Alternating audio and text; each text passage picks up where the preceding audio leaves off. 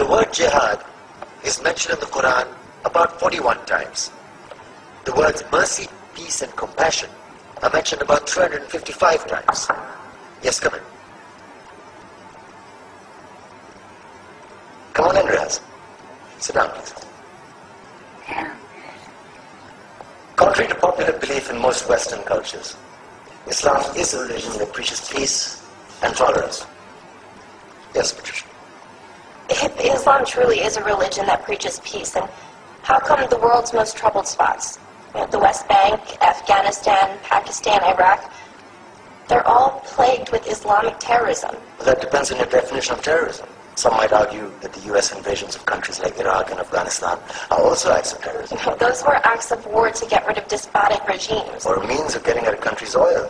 Conspiracy theories. Well, yeah. Yes, please. Go ahead, Raz.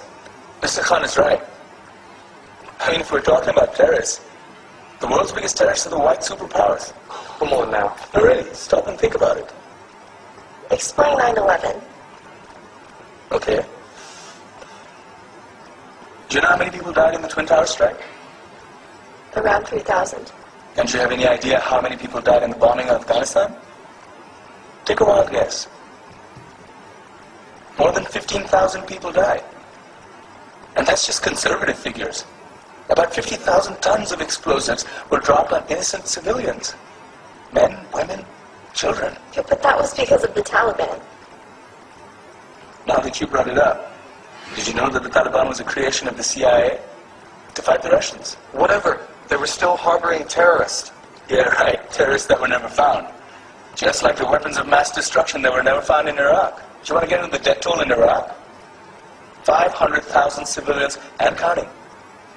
And what do Britain and America say when they don't find these weapons? It's simple. They just say sorry. And still refuse to relinquish control of these countries. What are you trying to say? What I'm trying to say is that just because you're American, wear a fancy suit, and call yourself the president, doesn't make you any less of a terrorist. I'm saying that if you don't stop meddling in other people's countries, you will face a backlash. If Muslims like you feel that way, then why don't you get out of our country? We will. As soon as you promise to leave ours.